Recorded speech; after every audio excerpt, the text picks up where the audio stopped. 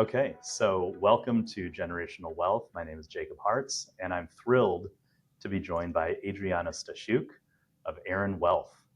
How you doing, Adrianna? Good. Thanks for having me. I'm so excited to be here. I'm excited to have you here. Yes. This is very cool. Very cool. We've known each other a long time, Yes. actually. Yeah. And so, you were top of mind to join us on our first series here. Appreciate that. Absolutely. Mhm. We're going to talk about all of the stuff that you're doing and have done as partner at Aaron Wealth here in Chicago. But first, just as a kind of get to know you sort of thing, I've got a few questions for you. Sure. Let's do it. Adrianna, Yes. do you prefer Cyndi Lauper or Madonna? Oh my gosh.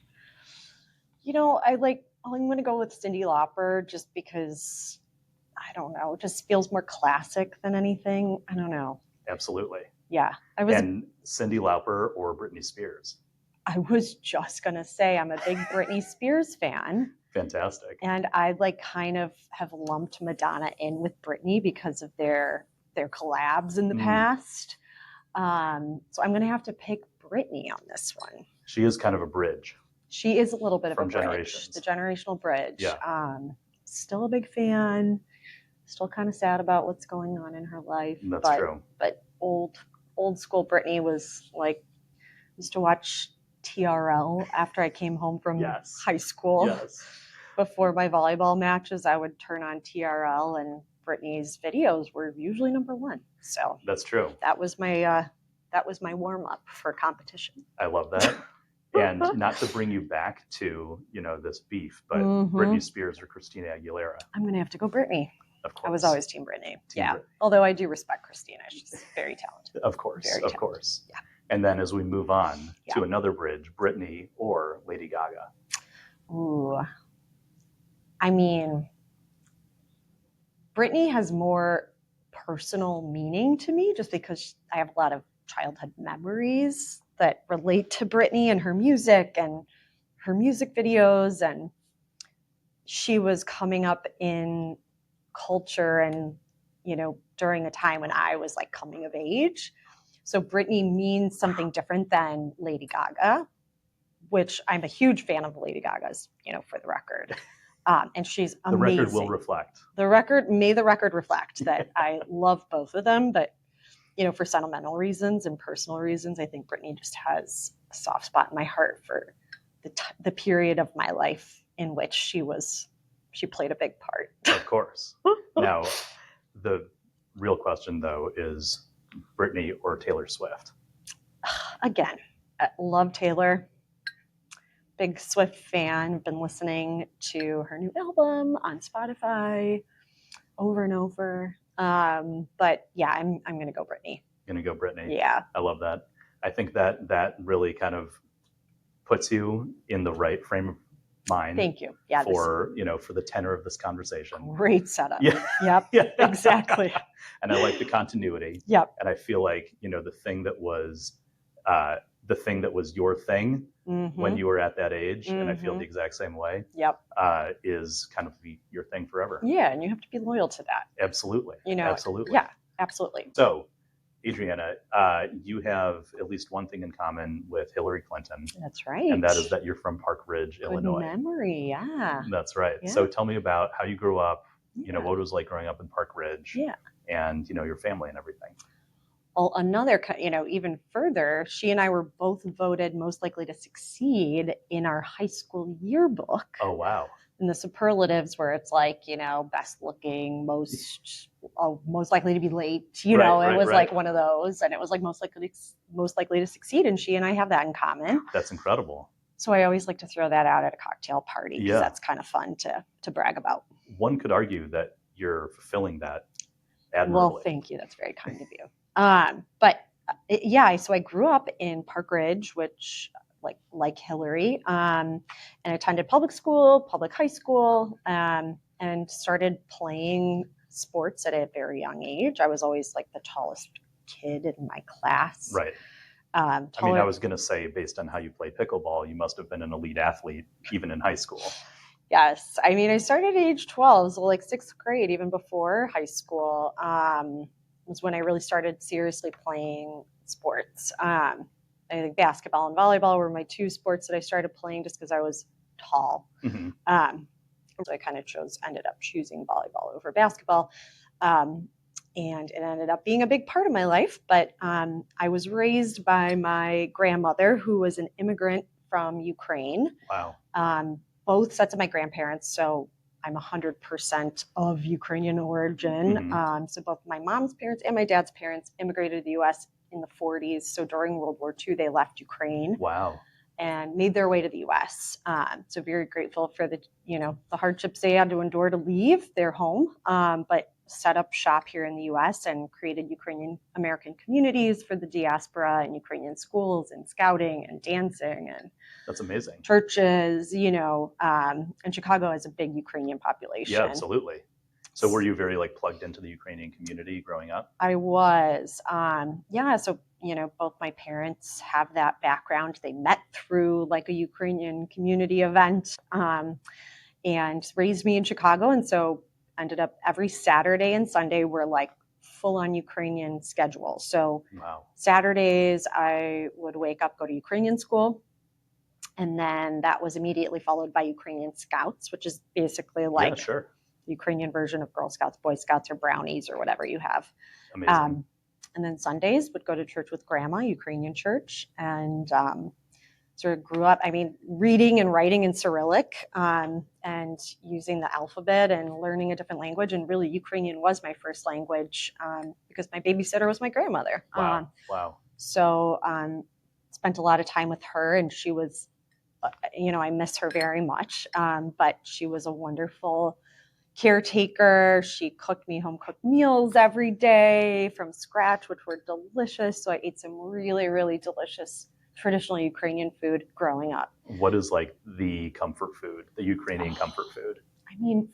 Everybody may have a different answer, but for me, it's stuffed cabbage. Oh, yes. Stuffed cabbage rolls. Nice. With or without meat. In the Ashkenazi Jewish world, that's also so a favorite. And so I'm getting a lot of good vibes here. Good. Yeah. I'm glad we can relate on that. Well, very cool. And so you played volleyball in high school. You kind of focused on that, and you actually also played volleyball at a pretty elite level in college. Yeah. So the youth team that I had joined at age 12 here, based in the suburbs of Chicago. It's a club team, so it's not affiliated with a school. So it was girls from all different schools from around the Chicagoland area. And basically it's like a junior Olympic training program. So starting at age 12, we had pretty rigorous, practice is, believe it or not, at age 12 was so really started dedicating a lot of time to it and really loved it. And I had all these great role models, like these older girls that were, when I was 13 or 14, they were 18. So they were seniors in college, or seniors in high school, excuse me. And they were just so good and so fun to watch. And I just really aspired to be more like them. So that really drove me. I had these great role models. The club program is really what set me up to get a college scholarship. So I went to undergrad on a full athletic scholarship to play volleyball. Amazing. Yeah. And you went to Notre Dame. I did. And you were the captain of the team, I believe. I was. My, research is it's accurate. It's accurate. Yeah. You did a good job. Yeah. Yeah. Well, I had my team on it. Good job. But what was that like, balancing all of that workload of, dedicating yourself to your studies as well as performing at a high level? It's a great question. And honestly, I was a little surprised when I came my freshman year of college. I described a little bit about the club junior Olympic training program as a young girl. From age 12 to 18, I trained with this team in this particular club, balancing that with the demands of going to school and, having to drive back and forth between practice and home and school and home. And, that was rigorous enough, right? So I feel like my youth training within the club environment really set me up more than I needed in terms of rigor for college. So my freshman year, I was really nervous, thinking it would be really hard and I would be overwhelmed. But frankly, I was so well prepared, over prepared, if anything, for the type of demands on time and discipline and time management skills. Sure. Just because I'd been doing that for all the years prior. So college was frankly not that much different. It was like, you live and you practice and you study in the same place, right? Sure. So you actually get a little bit more time, if anything. So how did you transition from being a college athlete into what am I going to do afterwards? Were you looking to get into wealth management, or what did you really want to be? Good question. Yeah, I actually studied accounting in undergrad. So I actually, didn't know what I wanted to do, and I studied accounting. And after getting an accounting degree, was hired full time to work for PwC. So I took that job, and I worked as an audit associate until I realized that I just had no interest in doing it any further. Yeah. And I didn't have any student loans. I had the full scholarship, so I was debt free, and I was so eager to find out what it was that I wanted to do and really kind of discover a field that would interest me and was aligned with my skills and interests. So I actually went back to Notre Dame to get my MBA, and using that as really sort of a discovery tool of what it was that I wanted to do. Was it, working in sports marketing because I had been an athlete, or was it something within finance or accounting, So it was more of a discovery process than anything. I was better at all the classes that had, econ and investments and the sort of more technical mathy subjects I was better at those classes than others.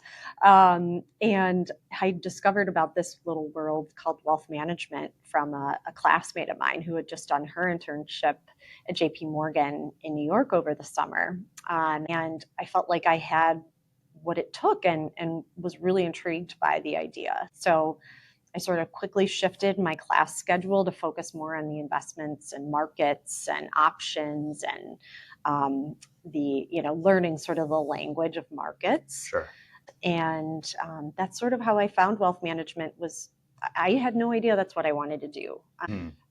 What was it about that experience? Was it an interest in investing? Was it more kind of like the people, the lifestyle? I think it was probably both. Okay. This classmate of mine had been sharing with me her internship, and her summer project was to create a business plan in how to attract more clients in the fashion industry. So successful businesses, successful entrepreneurs or business owners that had succeeded in the fashion industry. And in Manhattan or New York, those were, that was a great market and a good target market for wealth management. And so she had to use her, creativity, people skills, and also investment acumen and knowledge of the markets to sort of craft a strategy on how to target that market. So it's kind of like an interest in being entrepreneurial and creating your own client book, if you will, and how you go about doing that is really up to you. Exactly. And, the clients create wealth through so many different ways. Yeah. And sort of opened my eyes to, well, gee, it's not just folks who are executives at public companies. It could be. It's not just folks who inherit wealth from family, or it's not just folks who, win the lottery or something silly like that. But, there's different niches, and being creative and thoughtful about how to attract different types of clients really interested me. Yeah. And the ability to sort of combine that with my interest and knowledge in markets and economics was sort of a real great combination. That's really cool. Yeah. I mean, that resonates a lot with me because, we work with similar people. Yeah. And, the wealth side of it, if you're just looking at the dollars and the investing, it's basically the same. Right. For, it doesn't matter how you got it. Right. But money's money. Yes. But the real interesting part is how they got it. Exactly. And, the different personalities. Exactly. And the people that you meet along the way and how you meet them is really where I think the excitement of this industry, whether you're on the wealth management, insurance, estate planning, accounting, however you're meeting these people, you're meeting a lot of really interesting people, because usually when people have a certain level of wealth, they're unique in some way, shape, or form. Everybody's unique, but they're unique in a way that has been very lucrative, in a unique way. So I always think that that's kind of a cool thing about doing this job, is meeting so many people who got to a certain point from a million different roads. Yeah. I think that's why you and I have become so close, or why we've become friends, is because, you and I both share a genuine interest in, or genuine curiosity in understanding people and understanding what drives family decisions and understanding their stories and their backgrounds. And I definitely share that with you 100%. because it is really interesting, and there are a lot of really great stories. It is. And I've seen through working with you and your clients, in addition to meeting interesting people, there's also an element of having a relationship with a family, and not just, like a business representative. So, when you were doing corporate accounting work, your relationship is with whoever's representing that company at that time. Right. Versus when you're working with a family, it doesn't matter whether they're working on their business, whether they've sold their business, whether they're on to their next business, you're still working with the same person and the same group of people, their spouse, their kids, their aunts and uncles, and business partners, whoever else. Those people are staying with them for a long time, and then you get to stay with that group of people for a long time and kind of be part of the family in a way. You especially, as the volleyball captain, exactly. You're able to kind of like be with them for a long time and do all that stuff. 100%. I would definitely agree with that. Like wealth management is very personal. That's and right. To your point, you do become in some ways a part of the family, because it requires an understanding of the family and the dynamics and the personalities, and getting a true understanding of what's important to them is a huge part of that. That's right. And multi-generationally, tying it back to how you were raised, with a lot of family around and being so close to your grandmother, I'm sure that there's probably an element of continuity there in your appreciation for, being with the family through multiple generations. Absolutely. Yeah. And understanding the importance of legacy and tradition, loyalty, being appreciative of prior generations and the hard work and the sacrifices they put in so that you could be where you are. Absolutely. I can definitely understand that and appreciate that in the clients that I work with. Awesome. Yeah. So you started at JPMorgan. Correct.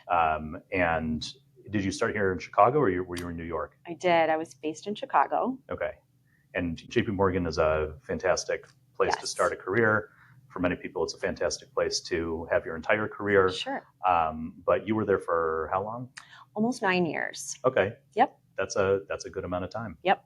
And so what was that experience like? What did you learn from JPMorgan in your time there? A lot. I can't say enough great things about the training and the development opportunities for employees and how much they invest in their people. Because as a newly minted MBA graduate at the ripe age of 26, I was really, although I had the academic knowledge of markets and, whatever it took to be an investor, I didn't have the application or the business development training or client management, relationship management skills. Sure. And so JPMorgan's program is actually it was a perfect place for me to start, because it's actually an apprenticeship model. So they actually pair new MBA graduates like myself with a senior experienced banker or advisor that already has an established book of clients. So you're not necessarily expected to bring in $10 million plus accounts at age 26 on day one. Very daunting. And if that had been the expectation, I would have failed. Yeah. So this apprenticeship model and the training program that they have developed was critical to my success. And the relationship that I formed with the senior banker that I was paired with, it was a huge part of my success, and learning from her. She and I are still friends to this day, for the record. But that whole experience really really developed me and brought me to a place where I could manage my own client relationships. And oh, by the way, I had developed enough relationships within the bank because, as we all know, JPMorgan Chase is the largest bank in the U.S. by assets. And wealth management is not the only line of business at the bank, right?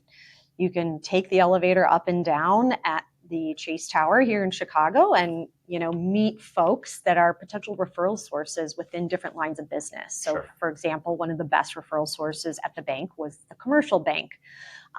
These folks were banking middle market privately owned businesses, which you're nodding your head, you understand those are large illiquid assets that business owners have created and grown over time. As those businesses become sold or as those business owners retire and look to sell, that asset becomes a liquid asset. And, hence the wealth management piece can come in handy. So you really kind of learned how to identify, where money is in motion. Yes. Because you had that experience of working with so many people up and down the money spectrum or the business spectrum. Exactly. And that's really cool. And working at a bank was also really a great learning experience because not only were we an investment manager, we were a trustee, we were a custodian, we were a lender, we were a deposit holder. So, I was responsible for my clients for everything, both sides of the personal balance sheet, right? Is understanding how mortgages work, understanding how complex loan arrangements can come in really handy. So you got to see, all these different techniques, and you were also able to just learn about, all the needs of a high net worth client and high net worth family through your connections there. Yep. And see it take place right in front of your eyes. So you eventually moved over to Aaron Wealth. Yes. And so I'm really interested to know what sparked that and how you came to join the firm here. And full disclosure, I remember meeting Gary Hirschberg, the founder of Aaron Wealth, I think as he was founding it. Yeah. And so I saw, and he left also a large institution, Goldman Sachs. Yep. And so had kind of a similar, probably a similar background and experience there, and wanted to create this firm that he now runs. And I think you were the first partner. Definitely, the first partner class, right? Right. Yep. And so how did you get linked up with Gary and with Aaron Wealth, and what was that experience like? Yeah. So honestly, I wasn't really looking to leave JPMorgan, but when I got a call from a recruiter, she said two things that sparked my interest. One was she had been hired by a former Goldman Sachs advisor who had left Goldman to start a family office, and was I interested in talking to him? And I, first of all, was just genuinely curious which advisor at Goldman Sachs had left, because I had actually interned at Goldman's office between the first and second years of my MBA program. So I'd gotten to know, over a brief period, of course, but gotten to know some of the team members and key players in the Chicago Goldman office. So I was genuinely curious. I was like, who left, And then the second piece was the family office piece, right? And so there's all this sort of lore and mystique and mystery around the term family office. And I was curious about that as well, about what does that actually mean? And so I took the call, and after meeting Gary Hirschberg, our founder, I was just really impressed with his vision and his drive, and his really the type of firm that he had built. And it clearly became apparent very quickly that it was the best place for me to continue my career, but mostly the best place for me to care for my clients. Having had this great experience at JPMorgan, I had developed a really solid list of clients that I had been working with for, in some cases 9 years or so, and developed great relationships. And after learning a little bit more about the flexibility and the capability that one has at an independent firm like Aaron Wealth, it became very, very appealing to me. So the idea is that truly my role at the end of the day is to be an advocate for my clients. So I would truly be sitting on the same side of the table as my client, really advocating for their best interests without any sort of financial ties or incentive to choose a specific vendor or custodian or investment manager just purely for financial reasons. And that right there is the true benefit of independence, when you can really make difference for a client and really grow with them. And this sort of idea of a client who may be able to afford hiring their own staff in what would be considered sort of a family office, you would outsource that responsibility to me and the Aaron Wealth team, which is a huge compliment and a responsibility we take very seriously. But a lot of clients or families decide that, one, they don't want to go through the hassle of finding good employees and finding good people to run their family office. Sure. Number two, I really felt like it was the right time in my career, as well as in the lives of my clients and the families that I worked with, that they started to need more of a family office approach, where they really could or needed more of a custom, independent approach to managing their financial lives. Absolutely. No, that makes a lot of sense. And, I can see why that's appealing to you, and appealing to your clients as well. So, since you started, you came in with a certain expectation of what it was going to be like. How has that changed at all? Or as the firm has gone from 0 to 60, as it were, really fast. And so what's that experience been like for you, and what surprises have you had along the way? It's been a wonderful experience, a lot of fun, being a key member of the team and as a partner, feeling like my ideas and suggestions and thoughts and input are directly tied to the growth of the firm, and I have an input or a say in the direction of our growth and the way we're headed is really rewarding as an employee and a partner and shareholder. So that's a big part of what makes it so rewarding and exciting. To be sort of on the front lines of helping our firm identify what vendors we work with and what sorts of technologies we offer our clients has been kind of fun, but also a little surprising. Yeah. Well, it's, again, to tie it back, it's what appealed to you in the first place about being in this business, is being entrepreneurial. And I could tell from the way that you talked about it, your excitement about designing a business plan for a certain market segment or whatever.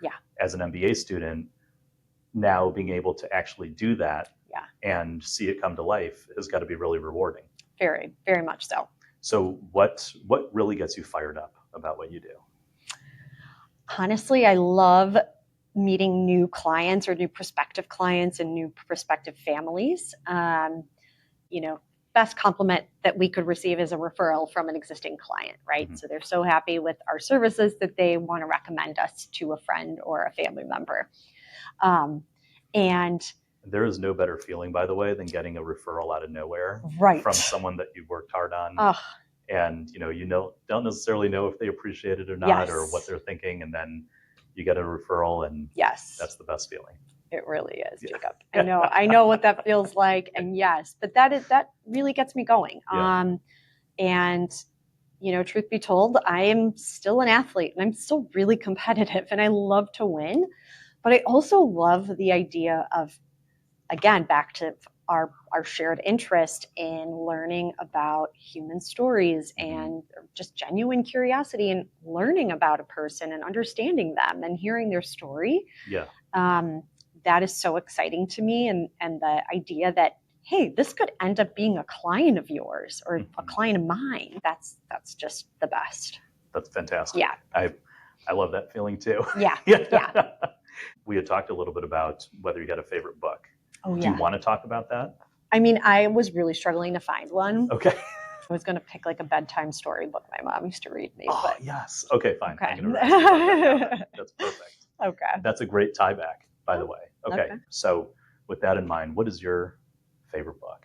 Love the question. And I can see how that could create a lot of insight about a person. And I did think long and hard about this. And although I've read so many great books as an adult, I think the book that most comes to mind as having had a big part in my life is a bedtime book that my mom used to read me when I was a little girl. Amazing.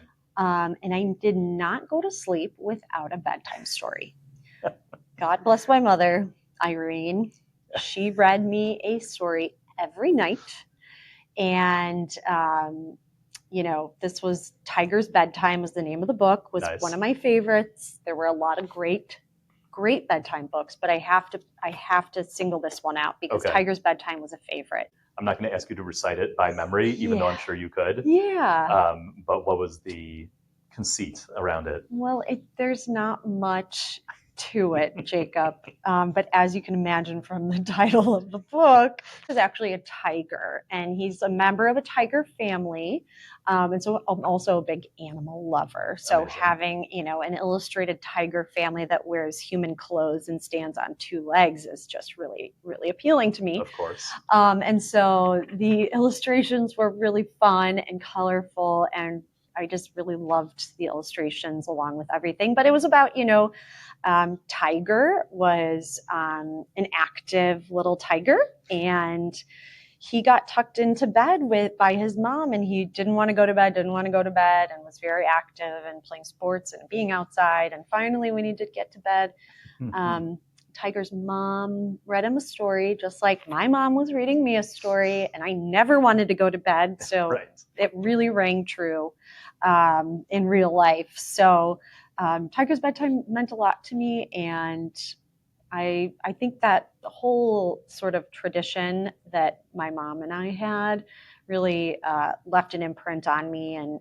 made me a strong reader, a good reader, someone who loves reading, and has also, impacted my interest in philanthropy in helping childhood literacy programming for kids who maybe don't have the resources or English isn't their first language. Organizations that support missions that help develop literacy for youth is something that's really near and dear to my heart. And I think maybe strongly because of my experience as a kid. That's fantastic. Yeah. That's amazing. Thanks. I mean, there's nothing that gives you more security, as you're going to bed as a kid than having a book read to you. It's so true. And especially having, this is my favorite one. I'm reading it every night. And then for the rest of your life, that immediately triggers memories that will be with you forever. So forever. That's really nice. I like that. Thanks for asking. Great. Of course. And now I'm going to have to look for that book. Tiger's Bedtime. I was going to say, do you do bedtime for your kids? Yes, yeah, absolutely. Yeah. It's one of my favorite times of the day. That's so fun. And I'm sure it was the same for your mom. It was. As much as it was for you. It was, yes. Well, wonderful. That's incredible. Thanks. So thank you so much for coming. Yeah. This was awesome. It was really nice to have you.